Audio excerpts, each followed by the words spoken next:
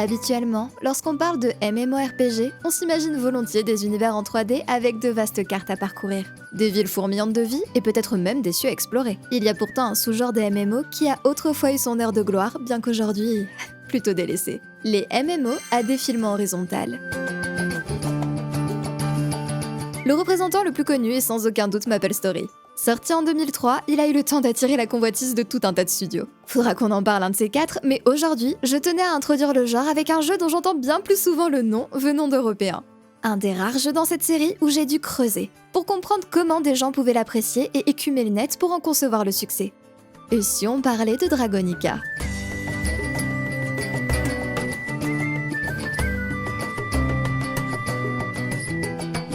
Barunsan Interactive est une société coréenne fondée en 2003. Il n'y a pas beaucoup d'infos en ligne, mais a priori, ils ont développé SOS Online en 2005. Et en 2006, ils ont récupéré l'exploitation de Raja Online après que ses développeurs aient fait faillite. Aparté, j'adore ce genre de vieille DA. Le jeu en lui-même doit être ignoble à jouer, mais c'est hardwork. Cette petite entreprise s'allie avec NCSoft en 2006 pour distribuer son nouveau jeu, Dragonica. NCSoft était alors déjà réputé pour son MMO Lineage, ce qui était sûr d'assurer une bonne visibilité à ce nouveau projet.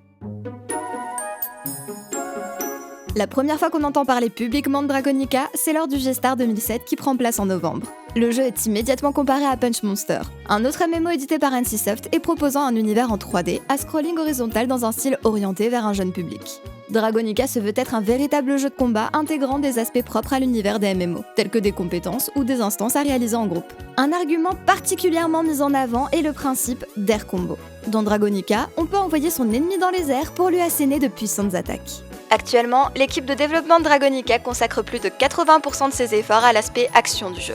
Mais le jeu veut aussi mettre l'accent sur son aspect comique avec son univers coloré et ses thèmes accessibles aux plus jeunes. Comme l'indique son titre, les dragons auront une place de choix dans l'univers. L'un d'entre eux est d'ores et déjà présent dans la démo jouable au G-Star. Néanmoins, cette démo inquiète les testeurs qui trouvent les combos certes intéressants, mais trop complexes pour des joueurs occasionnels et de jeunes utilisateurs. Des tests en interne sont rapidement organisés pour avoir de plus amples retours. Pendant 5 heures, on demande à 80 joueurs de participer au test de groupe intensif. Et bien entendu, qui dit événement de jeu en ligne dans les années 2000, dit présence d'une jolie demoiselle pour séance photo. C'est pas moi qui fixe les règles, c'est la méta. En avril 2008, Dragonica a droit à 6 jours de bêta fermée. On rapporte 1 million d'utilisateurs ayant demandé l'accès, dont 65% ont pu tester le jeu et 2000 atteindre le niveau 20, démontrant l'engouement pour le titre malgré un marché déjà saturé de jeux du même style. On se demande d'ailleurs si NCSoft, qui n'a jamais réussi à avoir de succès avec les titres en défilement horizontal, parviendra cette fois à percer. Ce qui surprend quand on s'intéresse à l'historique de Dragonica, c'est que le jeu a d'abord été publié dans plus de 10 pays avant d'avoir une date de sortie officielle en Corée. On parle de 10 millions de joueurs enregistrés partout dans le monde en janvier 2010. Et les journalistes coréens citent même sa position dans le classement de MMORPG.com en tant que second jeu le plus hot de 2009. En France, par exemple, on apprend l'arrivée du jeu début 2009 via le portail Gpotato.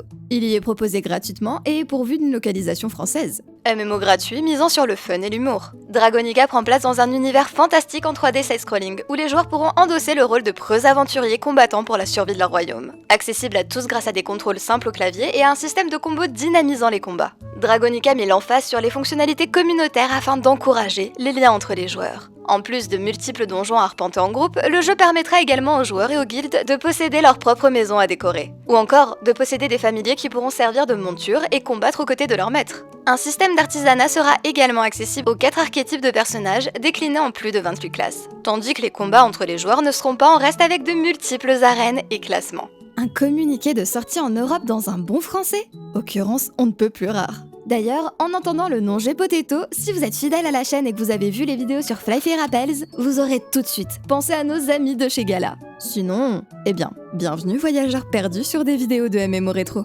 Finalement, c'est du 13 au 22 mai qu'on a le droit à une première phase de bêta fermée pour la version européenne. Et la bêta ouverte débute le 10 juin. 2 jours après ce lancement, un nouveau serveur francophone est mis en ligne, prouvant l'engouement généré de par chez nous par le titre. 6 jours plus tard, le cash shop est mis en ligne. Puis en octobre, la première extension est accessible sur les serveurs européens, faisant s'élever le niveau maximum de 60 à 70. La seconde extension suit rapidement en juin 2010. Dragonica s'offre même une place en tant que nominé de la catégorie jeux en ligne des Joystick Awards 2010. 2 ans plus tard, en juillet 2012, on a le droit à une extension mais aussi et surtout à une refonte graphique du MMO. Le moteur graphique est complètement revu pour affiner les textures et rehausser ses couleurs. Alors, Gpotato n'a pas mis à disposition de vidéos comparatives avant-après. Cependant, l'article contient 2 screenshots. Personnellement, je vois juste un filtre bleu. Mais bon. Fin 2013, une 4e extension est mise en ligne. Dernière tentative de regain de joueurs avant qu'en mars 2014, l'annonce ne tombe.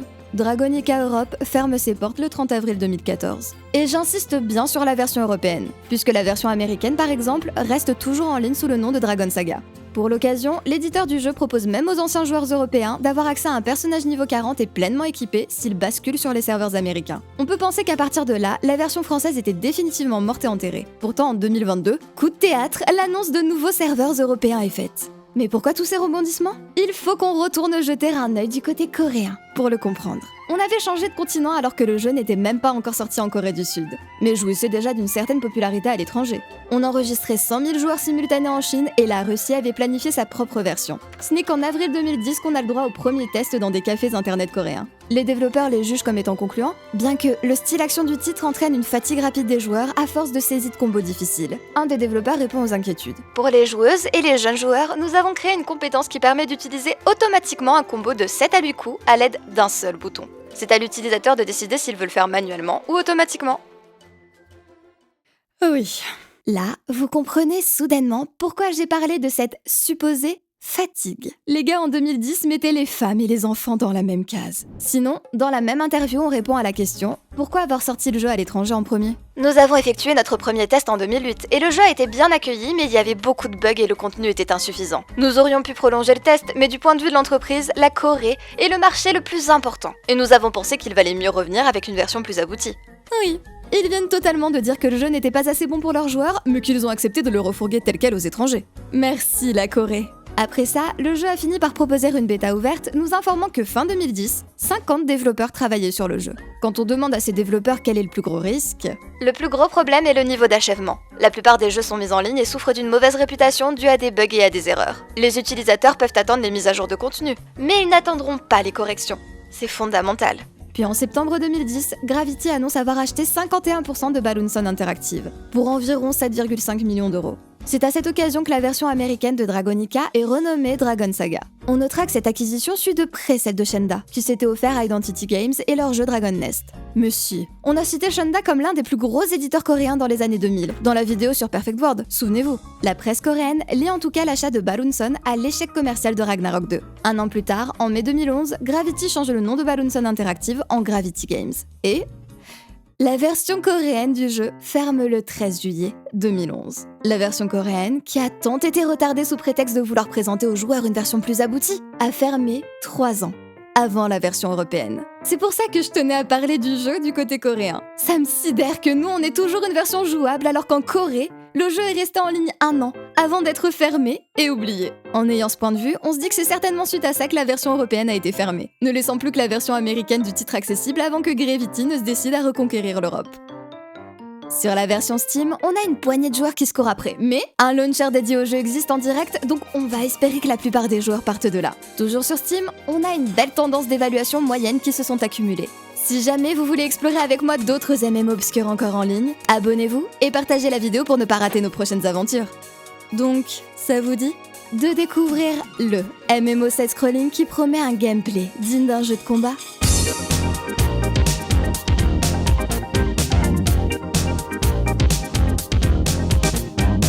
Aujourd'hui, j'ai pas envie de me prendre la tête et ça tombe bien. Un paragraphe sur le lore de Dragonica touche au tout près est présent sur l'ancien site français. On est très loin d'une traduction automatique comme on avait déjà eu le cas, donc je vais me contenter de corriger les quelques fautes et de vous le lire comme tel.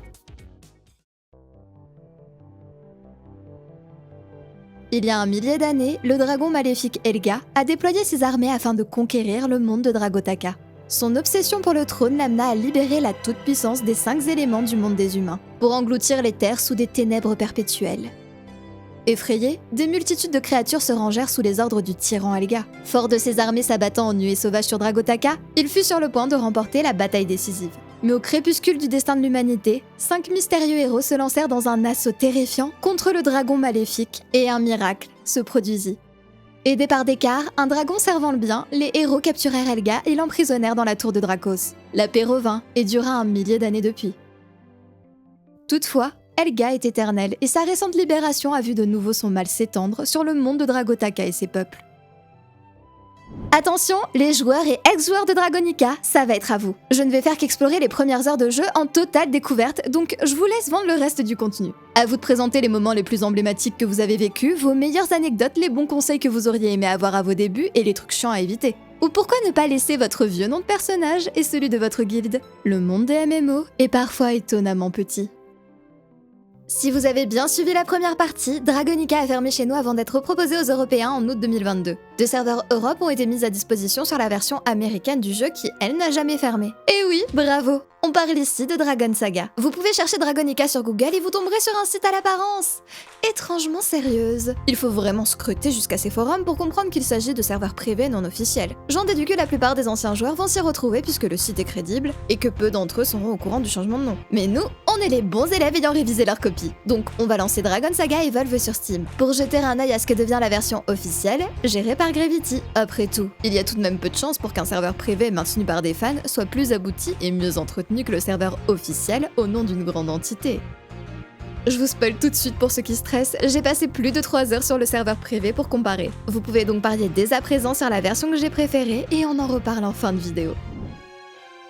Bon, dans l'immédiat, la version Steam. Vous vous en doutez, mais lancer le jeu lance à son tour un launcher dédié parce que, comme d'habitude, répétez, faire des versions dédiées ça demanderait du développement et on ne veut pas investir d'argent, juste en pomper un maximum avant d'annoncer la fermeture. Mais élan d'honnêteté, la première chose qu'on voit en exécutant le jeu, c'est cet écran informatif au sujet d'une mise à jour multilingue. Nous sommes fiers d'annoncer que nous sommes à présent en mesure de proposer le client du jeu en 5 langues. Les noms de quêtes, d'objets, de lieux ou de monstres sont gardés en anglais pour faciliter la communication. Jusque-là, oui. En mettant à disposition des serveurs européens, c'est mieux de les associer avec les traductions qui vont bien, on est d'accord. Mais pourquoi cet encart alors que le jeu a été traduit en 2009 lors de sa sortie via Gpotato? Il suffit de lire la suite.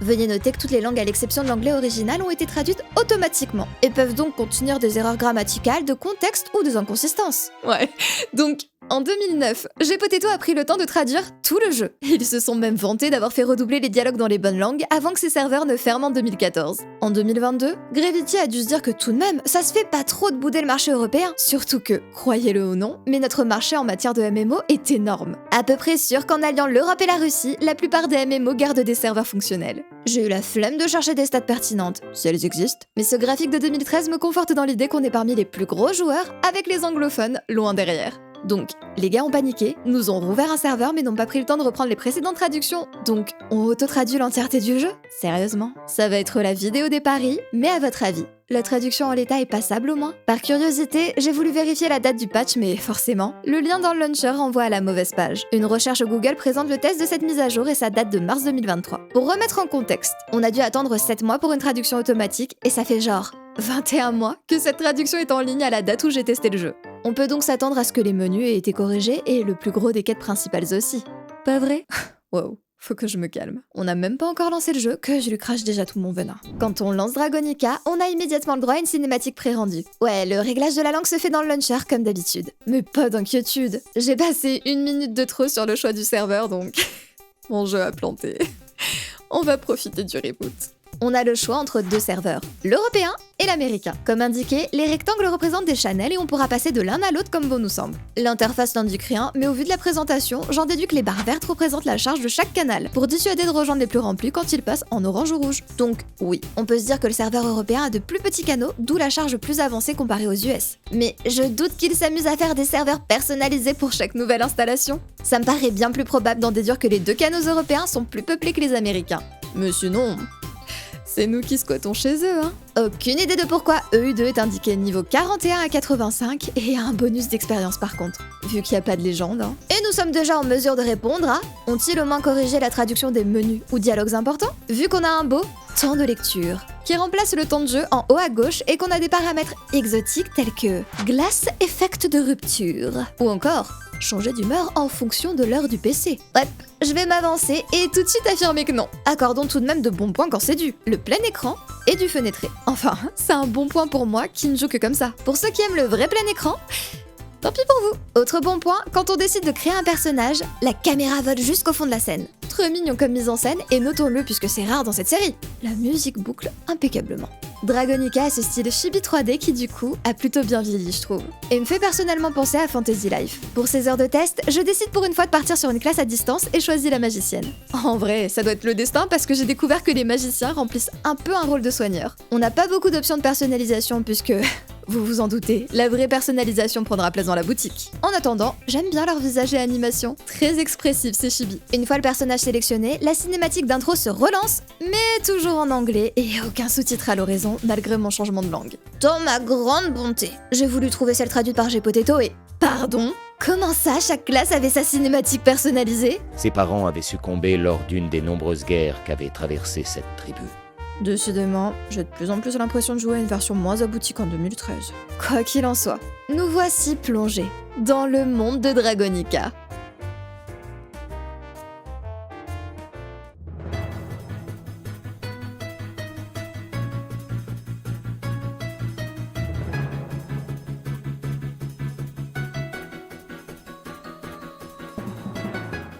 Dragonica débute par une carte servant de tutoriel pour prendre en main les contrôles centrés sur le clavier. Bororing est la mascotte qui nous accompagnera lors de nos premiers niveaux et m'informe aimablement que je suis le héros. Élu. Basic shit. Bon, Bororing reste tout de même incertain puisqu'il alterne entre tutoiement et vouvoiement. Non mais... Je comprends. J'impressionne IRL, je sais. Dragonica se contrôle à 95% au clavier. Les 5% restantes sont là que pour vous enquiquiner en vous forçant à saisir de temps à autre votre souris pour cliquer sur un bouton sans raccourci. Comme indiqué en intro, on est sur du défilement horizontal. Dragonica se permet tout de même quelques effets de profondeur, mais on en reparlera pendant les combats de boss. Vos flèches directionnelles déplacent votre personnage, appuyez rapidement 2 fois de suite dans une direction fait sprinter. Appuyez sur C pour sauter. Oui, C. Pas espace, mais bien C. Espace, c'est pour interagir avec les personnages, mais pour les changements de cartes, c'est Z. J'ai pas dit que ça allait être simple. Dina en larmes nous demande de sauver le village, sur le point d'être attaqué par des loups. La touche de l'attaque de base, c'est X. Pour ma magicienne, ça envoie un petit arbre qui permet les attaques à distance. Ma compétence de départ est une AOE qui envoie les ennemis en l'air. Ah, et les temps morts, c'est pas moi. C'est juste qu'entre chaque event, le jeu a un délai. Va falloir s'y faire. Mais dans l'immédiat, le village est sauvé et une pop-up m'informe que j'ai reçu un cadeau d'aide, rempli d'objets utiles.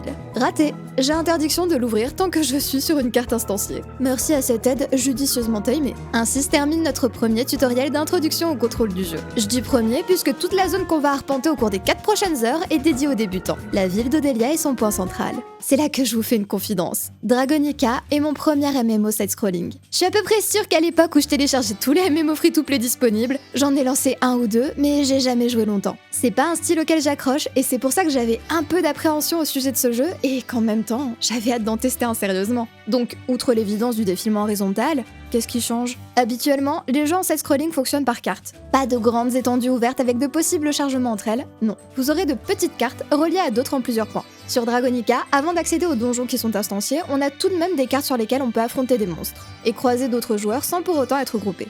Croiser d'autres joueurs, quand il y en a bien sûr. Pendant mes 5 heures de jeu dans la zone des débutants, j'ai dû croiser 3 ou 4 autres joueurs à tout casser. Bon, puisqu'on est l'élu, on va directement rencontrer le chef de la ville. Voir un peu quel démon supérieur il faut éradiquer. Mais ici, comme tout bon MMO rétro qui se respecte, la menace principale, ce sont les loups. Plus précisément, les variables de loups. Ouais bon, j'abandonne. Laissez-moi relancer le jeu en anglais. Selon l'annonce, le français a été auto-traduit de l'anglais, donc j'ose espérer que la traduction anglaise a été faite professionnellement. Au passage, j'en profite pour prendre en otage Holda pendant les premières heures de jeu. Lorsqu'on crée un groupe, ce rectangle apparaît au-dessus de la tête du chef de groupe pour permettre à d'autres joueurs de rejoindre. Moche, mais pratique. Faudra pas attendre de miracles de la part de la version anglaise, tout déborde toujours autant. Dans l'immédiat, Lilia, la fille du chef, s'est faite kidnapper. En tant que grande élue, on m'ordonne de partir la sauver. Ouais, ces gens ne me connaissent pas. Je les connais pas non plus. Et ce garde vient de renifler le collier de la gamine pour retrouver sa trace. Ouais, tout se déroule comme prévu. Pour lancer un donjon, il faut se rendre sur ces portails indiqués par un verrou sur la mini-carte. Je vous rappelle que Dragonica est un jeu inspiré de jeux de combat. On a donc différents types pour la même instance. Le mode arcade qui a 3 niveaux de difficulté. Ah oui, je dis arcade parce que c'est le nom donné via les quêtes. Mais le menu ne cite que les missions. Cherchez pas. Le mode mission quand on a la quête de scénario associée. Et le mode KO a priori, mais que j'ai jamais eu l'occasion de tester. Qu'est-ce que ça sous-entend pour vous, le joueur ? Ça sous-entend que le jeu va vous demander de faire et refaire plusieurs fois la même instance, mais dans différents niveaux de difficulté pour meubler. Vous allez vite voir de quoi je parle, ne vous en faites pas. Comme Holda est déjà niveau 8, on se chauffe et on lance l'instance en difficile. Dans ces donjons, le but est de nettoyer les cartes jusqu'à arriver à celle du boss. Si vous laissez un seul ennemi en vie, il vous sera impossible de passer à la carte suivante. D'où le compteur à droite de l'écran. Sachant que les ennemis perdent très rapidement l'aggro, ça veut dire qu'il faudra faire attention à tout tuer méticuleusement si vous ne voulez pas avoir à faire demi-tour pour retrouver votre dernière victime. À votre avis, quel genre de musique on a pour accompagner notre premier donjon face à des loups dans ces prairies ?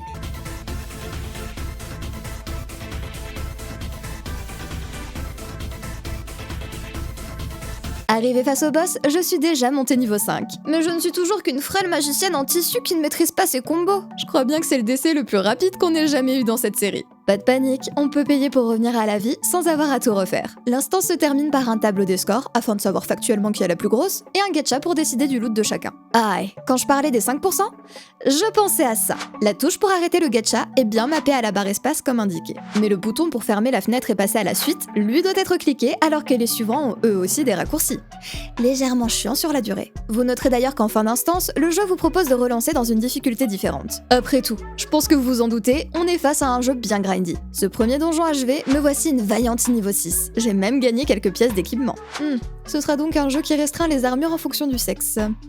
J'espère que vous avez de la chance en matière de loot. Et soit dit en passant, c'est pas moi qui bouge ma souris et fait disparaître la pop-up. Non, doit juste y avoir des événements en fond qui actualisent mon affichage et m'empêchent par la même occasion de lire. Avec tous ces nouveaux niveaux, j'ai bien entendu débloqué des points de compétences. On a des arbres de compétences basiques pour chaque classe, sachant qu'on débloque une spécialité et donc un nouvel arbre au niveau 20. En triturant un peu les menus, on tombe sur celui des émotes et vous serez soulagé d'apprendre que ça a beau être un jeu peuplé de chibi, les culottes des demoiselles ont tout de même été modélisées. Voilà. Sinon, pour la langue. Quelqu'un a cru un instant que le texte anglais serait plus déchiffrable ? Je commence à me dire qu'ils ont tout auto-traduit depuis le coréen qui est la langue d'origine. Maintenant, petite pause ergonomie. Dans Dragonica, il y a de l'usure d'équipement. Il faut donc régulièrement aller voir le forgeron qui sera ravi de réparer vos affaires contre quelques pièces. Une quête a même pour but de m'introduire l'audit menu en me demandant de réparer une armure. On prend donc la dite armure, la drag and drop dans le slot dédié et on clique sur réparer. Non ! Attendez, le truc, c'est que par défaut, tout réparer ce qui est équipé est sélectionné. Et même si vous mettez un objet dans le menu, vous devez prendre le temps de cliquer sur la case « Réparer individuellement ». C'est le genre de choses que tu remarques normalement très rapidement en testant le jeu et que tu prends le temps de sélectionner par défaut si un joueur glisse un objet dans la case. Mais vu qu'ici, on se fout du confort de jeu. Autre point confort d'ailleurs, il y a des quêtes rouges et jaunes de disponibles. Au vu de la progression jusqu'à présent, on aura déduit que les quêtes jaunes sont des annexes alors que les rouges introduisent des fonctionnalités ou permettent la progression de l'histoire. Vous êtes limité à 3 quêtes rouges. Mon quota était atteint au bout de 30 minutes de jeu. Brillant. Bon, prenons tout de même le temps de citer un aspect de l'interface bien fichu. Il y a de la comparaison d'équipements. Mais annulons-le tout de suite par ce bouton de level up qui rechigne à répondre au clic. Ou même, parlons de ce parchemin que j'ai looté mais qui est temporairement désactivé. Et c'est pas le seul puisqu'un panneau plus loin annonce aussi ne plus être disponible. Notons aussi qu'il y a du craft se basant sur des objets dans son inventaire et déclenchant un mini-jeu. Mais je ne m'en suis jamais resservi après le tuto. Et que de multiples PNJ ont des skins de pêcheurs et me parlent de m'enseigner cet art. Mais que je n'ai jamais reçu la moindre canne à pêche. Sombre jour. Mais pas le temps de s'interroger sur mes talents de cuisinière. Il est l'heure d'aller sauver la fille du chef dans le mode scénario. On me recommande d'ailleurs vivement de constituer une équipe avant de m'y rendre. Alors qu'on n'a toujours croisé aucun autre joueur.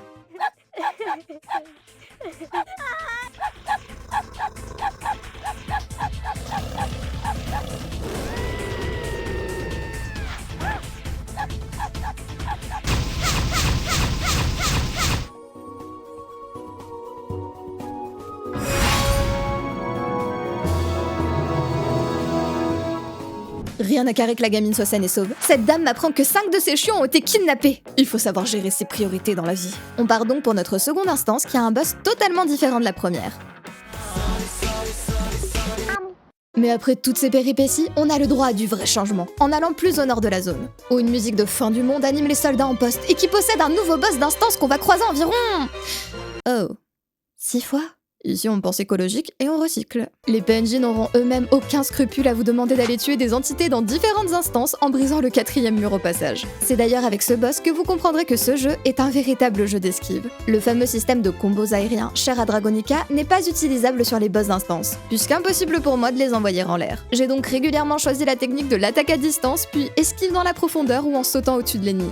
Mais oui, je vous ai pas encore parlé du super saut. En gros, quand vous dashez dans une direction puis sautez, vous faites un saut très long, qui est de loin le moyen de déplacement le plus rapide. Vous vous retrouvez ainsi à spammer vos dashs et tenter du mieux que possible de caler les sauts les plus optimisés pour parcourir les cartes. Je rigole absolument pas en disant que j'ai stoppé ma première session parce que j'avais mal aux mains, à force de spammer des touches de clavier. D'autant plus qu'il y a beau avoir une notion de profondeur sur les cartes, impossible de dash en diagonale au clavier puisque ça nécessite de spam simultanément 2 flèches directionnelles. On poursuit notre extermination d'ennemis lorsqu'un autre joueur demande à rejoindre notre petite équipe. Ni une ni deux, j'accepte et m'empresse de saluer cet inconnu. Le Mas est un joueur qui a arpenté ses terres il y a 10 ans déjà, et le timing est impeccable, puisqu'il en est au même point que nous dans sa suite de quêtes. Fort de ce nouveau compagnon, nous décimons les monstres infestant les instances. Et je pense que le parseur de fin de donjon montre assez bien qui débarque et qui a sérieusement joué à ce jeu auparavant. Ouais, on est nul. Mais au moins, on peut s'échanger les pièces qu'on loot sans pouvoir les équiper. D'ailleurs, notons la présence d'un menu de recherche de groupe. De ce que j'en comprends, à partir du moment où vous groupez avec quelqu'un et indiquez que vous acceptez qu'on vous rejoigne, vous êtes listé ici. Sachant que par défaut, vous êtes supposé accepter, ça voudrait donc dire qu'actuellement se dresse la liste de tous les groupes présents en ligne. Vous voulez bien me corriger les vieux joueurs s'il vous plaît? Parce que là ça m'inquiète sérieusement quant à la population du jeu. Bon, je commence tout de même sérieusement à m'interroger au sujet de Goupy qui aimerait bien craft un miroir pour lire dans les pensées d'une fille qu'il veut draguer. On est limite la Goupy. Limite. Après, j'avoue que plus rien me surprend avec lui parce qu'il m'a demandé de retrouver son livre mais refuse de m'en révéler le titre. Seulement que le livre est... usé. En progressant un peu, je tombe sur une instance qui n'a pas l'habituel menu proposant un choix de difficulté. On ne m'indique pas vraiment en quoi elle diffère des autres, donc en quoi ça change des zones ouvertes qu'on explore depuis le début ou bien des instances avec des modes arcade ou scénario? Allez savoir. Tout ce que je sais, c'est que le jeu me recommande une équipe de 3 joueurs, mais Kolda et le Mas m'ont quitté. Du coup, sachez que ça m'a pris un quart d'heure et que j'ai galéré sur le boss. Mais j'ai réussi à passer. Le multi sur les MMO, c'est pour les faibles. Attendez, c'était pas le dernier boss? Bon, le vrai boss m'a tué, mais pour ma défense, les hitbox, elles sont toutes cassées, genre d'où il me touche là? J'ai pensé à du lag server, mais il y a vraiment certains boss qui ont des attaques qui touchent, même lorsqu'il y a clairement 1 mètre entre votre avatar et le coup. C'est juste mal branlé à ce point, je vois pas d'autre explication. Pas de panique, le jeu a pitié de moi et flippe bien trop à l'idée que j'abandonne dès les premières heures. Donc il m'a donné des objets pour pouvoir ressusciter sans perte d'XP. Ouais, le genre d'objet qu'on me fera payer cher en boutique plus tard. On s'en doute. Quoi qu'il en soit, je sors victorieuse et j'accepte même des quêtes à distance. Parce que oui, les points d'exclamation en bas à gauche de votre écran, c'est pour vous indiquer que des quêtes sont disponibles. Parfois, il vous est même possible de les accepter ou de les rendre à distance. Selon quels critères? Aucune idée. Mais une chose est sûre, ça crée des situations cocasses. Ah non, je vois pas à côté de toi. Je suis 3 cartes plus loin, patate. Ce que je sais, c'est que les hauts faits sont nuls. À base de monte à tel niveau ou tu sens de ce type d'ennemi. C'est quand d'ailleurs qu'FF14 a des achievements cool comme ceux des donjons de vous? J'attends Square Enix. Ah, et je viens de trouver la fenêtre qui résume les combos. En testant guerrier, je me suis rendu compte que le gameplay des magiciens est un peu nul, mais on en reparle plus tard. Lorsqu'on parlait du développement du jeu, j'ai cité que les devs avaient peur que Dragonica soit trop fatigant pour les joueuses et enfants. Et c'est pour ça qu'on a le droit à des macros. Par contre, le jeu vous en donne 2 préfaites et faudra payer pour les autres. Vous n'avez pas cru qu'on allait vous simplifier le jeu gratuitement non plus. Parlons un peu de l'aspect mob bashing du titre. Puisque oui, qui dit vieux jeu asiatique dit quasiment toujours perte d'XP lors de la mort et farm de mobs intensifs. Pour ceux qui ne fréquentent pas la chaîne ou les MMO de façon générale, on parle de mob bashing quand un jeu vous demande de tuer des centaines, voire des milliers d'ennemis à la suite pour monter en niveau. À l'époque, les quêtes étaient rares et on s'attendait juste à ce que vous vous rendiez dans une zone où des monstres apparaissent et que vous les tapiez pendant des heures pour remplir votre barre d'expérience.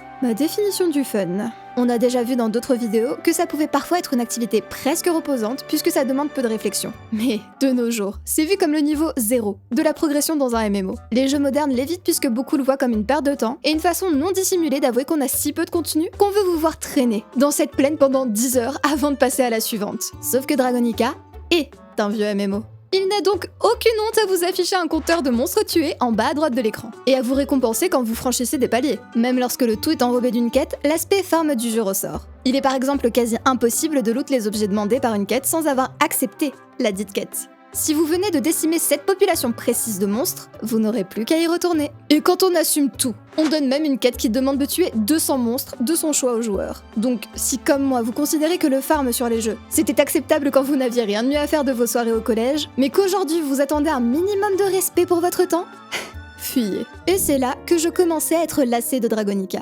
Qu'on soit bien d'accord. Quand je joue pour une vidéo, je suis bien plus lente qu'un joueur lambda puisque je prends des notes manuscrites de tout. Cependant, ça faisait 5 heures que j'étais dans cette zone à enchaîner les mêmes reskins de boss au cours d'une histoire dans un anglais plus que hasardeux. Littéralement, les 2 derniers boss sont des frères. Donc, vous vous retrouvez à affronter 6 fois ce boss précis. Et tout ça dans la zone de tuto, qui est supposée donner envie aux nouveaux joueurs d'en découvrir plus. Je sais pas si vous vous rendez bien compte du niveau de flemme qu'il faut avoir pour dégainer autant de reskin au cours des premières heures d'un jeu, qui se vante de son gameplay nerveux, digne d'un jeu de combat. Dur d'apprécier le jeu de combat quand on affronte en boucle des ennemis avec les mêmes patterns. Donc bon, chose que je ne fais jamais, je me suis dit que j'allais chercher des vidéos du jeu pour que des fans m'insufflent un peu de leur passion. Voir si des fois j'avais pas raté des trucs incroyables. Alors, déjà, personne ne produit de contenu sur Dragonica. Le nom revient si souvent dans mes commentaires que j'étais persuadée de trouver quelques vidéos reviews ou des VOD montées de streamers qui se replongent dans leur jeu d'enfance. Et bah c'est raté. Il y a bien quelques vidéos d'anciens joueurs qui relancent voir ce que le jeu est devenu, et l'encens. Devinez quoi? S'ils atteignent le niveau 19 dans ces vidéos, c'est déjà un exploit. J'ai même vu des vidéos de gens qui recommandaient le jeu en disant uniquement du positif alors qu'ils ne dépassaient pas la première instance. À ce moment, j'avais l'impression de devenir folle. Bon, j'ai tout de même grappillé les informations que je pouvais et me suis motivée autant que possible. C'est là, par exemple, que j'ai appris que la première grosse ville est accessible au niveau 20, tout comme la première spécialisation. J'avais donc un objectif. J'ai aussi découvert dans une de ces vidéos qu'il y a littéralement un bouton pour se téléporter à l'instance de la zone. Ni Elda, ni moi ne l'avions vu. Aucune des autres vidéos n'en parle non plus. Ouais, notons que ceci est le début de mon 5e rush. J'avais fait une pause de 4 heures entre celui-ci et le précédent. Ouais, y a pas de régénération passive. En tout cas, pas en dehors des villes. Si vous quittez le jeu avec 10 PV, vous vous y reconnecterez dans 3 jours et retrouverez vos 10 PV. En passant niveau 19, j'ai le droit à une pop-up sur le changement de classe. Mais croyez-moi, c'est pas pour tout de suite. J'ai aussi le droit à la compétence distinctive des magiciens, qui applique un buff à toute mon équipe, permettant aux membres de régénérer leur mana et points de vie. La classe de heal, je vous dis. L'aspect jeu de combat du titre fait qu'un moment d'inattention au milieu des ennemis peut rapidement mener à la catastrophe. Comme en témoigne cet extrait du boss et de ses sbires me roulant dessus. Mais j'apprends vite. Comme le fait de pouvoir commencer à attaquer au cours de la cinématique d'intro. Ok. Niveau 20, donc mon premier objectif est atteint. En revanche, la quête principale qui me demande encore et toujours de tuer le même boss, non, c'est bon, j'ai eu ma dose. Donc, allons plutôt vers cette fameuse ville hub que j'attendais tant. Bienvenue à Port-au-Vent, la zone dans laquelle nous sommes censés rester jusqu'au niveau 27, si je m'en fie à la carte. Je commence à explorer un peu quand... un Poring et une employée Kafra. Quand je vous ai dit que Gravity tente d'écrémer Ragnarok jusqu'au bout. Sinon, on a Husky, le président de Dragon Saga pour la période 2016-2017. Émouvant. Presque. Bon, au moins il me donne un ballon qui a pour effet de booster mes PV et PM maximum. Merci, monsieur le président. Mais je rappelle que moi, je suis censée me spécialiser. J'entreprends donc de récupérer les quêtes de la ville quand Vincent me surprend avec un quiz spécial sur la première zone. Et je ne rigole même pas. J'y ai passé tant d'heures que j'ai bien répondu du premier coup. Fier de ma connaissance de cet univers, il m'offre une carte de personnage qui a pour but de me présenter aux autres joueurs. Ouais, je pense que je suis du genre Evie. Je vous ai dit qu'un de mes buffs me donne une tête de chat. Ah, et en parlant de masse, je dois aller acheter un chocolat chaud à la taverne pour un des PNJ de la première ville. Un instant. Ou pas? Sinon, c'est l'heure du reveal. Dans certaines vidéos, la partie haute de la ville rassemble pas mal de joueurs AFK et montre la population des serveurs. Allons jeter un œil, sachant que j'enregistre ça un samedi matin.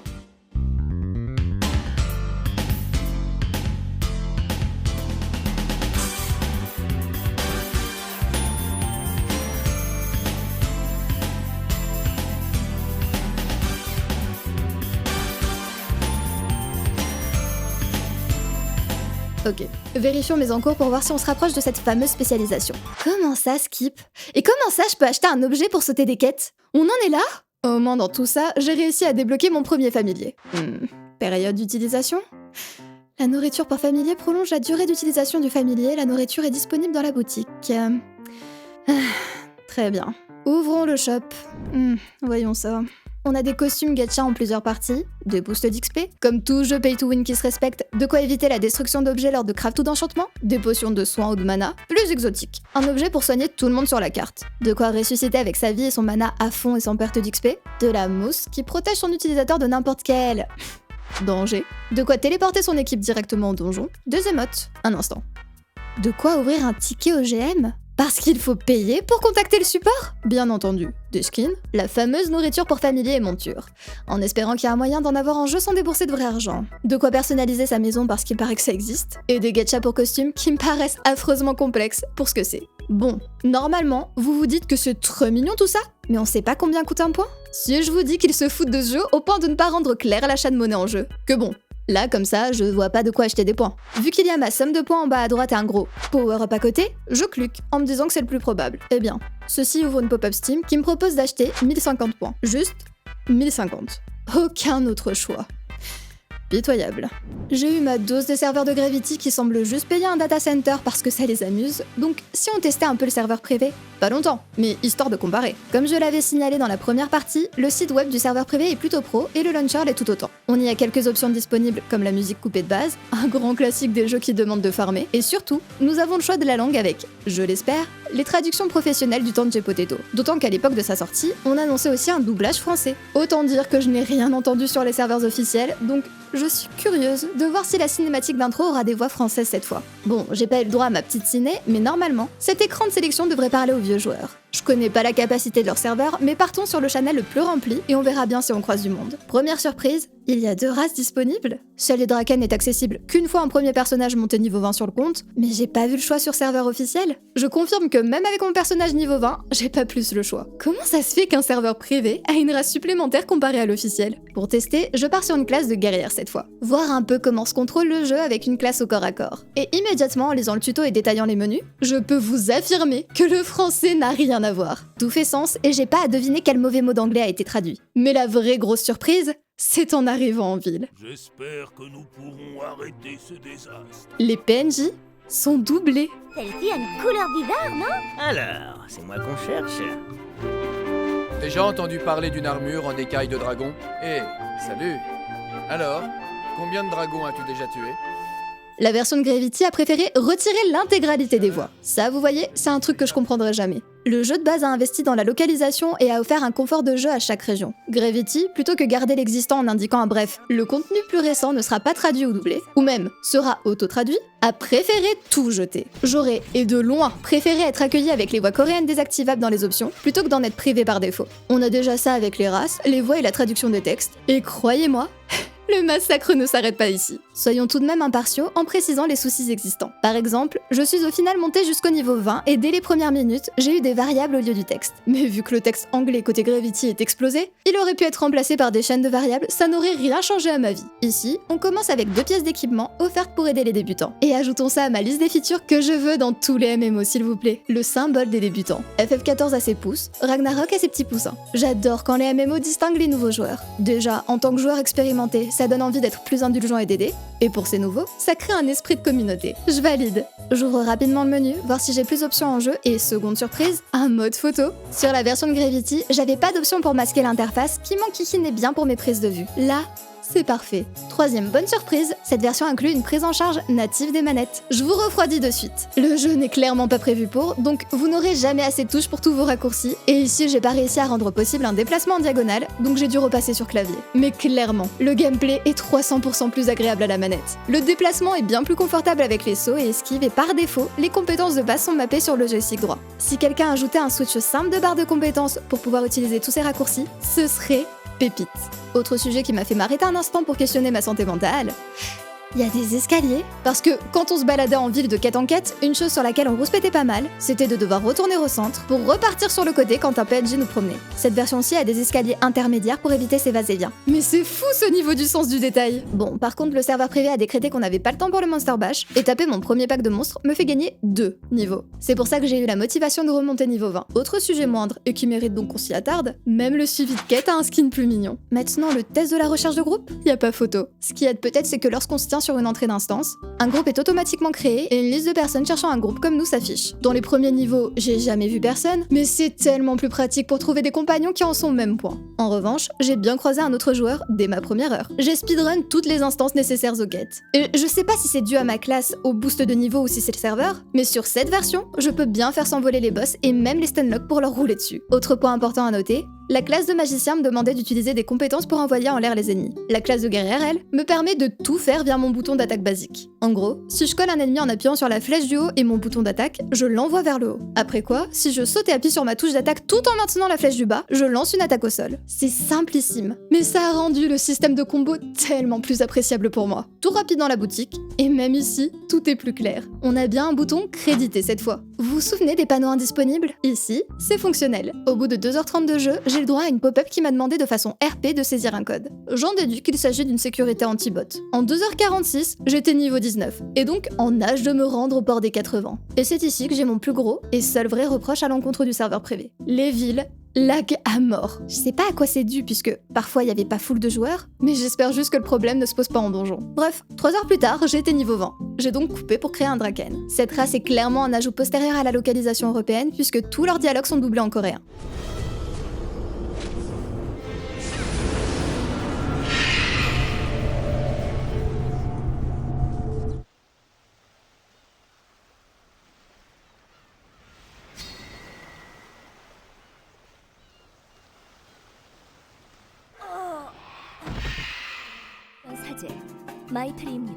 Mais c'est exactement la façon dont j'aime qu'on procède. Laisser les voix coréennes si on n'a plus le budget pour redoubler et traduire le texte. Eux commencent logiquement au niveau 20 et parfait. Ils nous montrent à quoi ressemble ce changement de classe qu'on n'aura pas réussi à atteindre sur serveur officiel.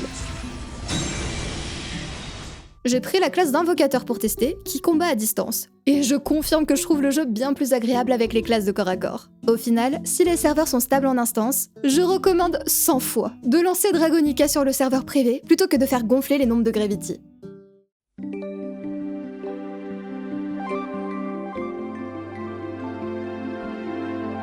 Du coup, qu'est-ce qu'on peut dire de Dragon Saga? Ce jeu s'en fout, tout du moins. Cette version du jeu s'en fout. Lancer un jeu et dire que tous les textes ont été traduits automatiquement? Compréhensible, si on parle d'une petite équipe qui n'a pas les moyens d'offrir plus. Incompréhensible quand on parle d'un géant tel que Gravity et qu'on prend en compte l'existence d'anciennes traductions tout à fait correctes. Quand on abandonne le serveur dit officiel pour passer sur un serveur géré par une petite équipe de fans, c'est le jour et la nuit. C'est toute l'attention, le temps et l'envie apportés par un petit groupe de joueurs qui ont passé des heures, des jours et des semaines sur un jeu avant qu'ils ne le reconnaissent plus ou que celui-ci ne ferme. Ce sont donc des personnes prêtes à y investir le temps nécessaire pour partager cet univers qu'ils aiment tant avec d'autres. C'est pour ça que mes vidéos parlant de vieux MMO se concluent souvent par « Jouez-y ». Mais pas ici. Jouez-y, mais sur des serveurs tenus par d'autres joueurs. Par des personnes qui en ont quelque chose à faire de cet univers. Les MMO, ce sont des jeux en ligne qui vivent et qui vieillissent. Si à l'origine une équipe de passionnés les fait naître, ils finissent souvent par être revendus à des entités qui les convertissent en chiffres. Je dis pas que tous les serveurs privés ne sont qu'amour et bienveillance. S'ils l'étaient, ils ne fonctionneraient qu'au don et aucun n'intégrerait de boutique. Mais maintenir tout un univers et l'aider à grandir, ça demande du temps et des ressources. Des ressources qu'on interdit bien souvent quand il s'agit d'un rachat. Auquel cas, tout ce qui importe, c'est combien on peut encore tirer des joueurs passionnés. Bref, jouez à Dragonica si son style vous parle, mais jouez-y ailleurs.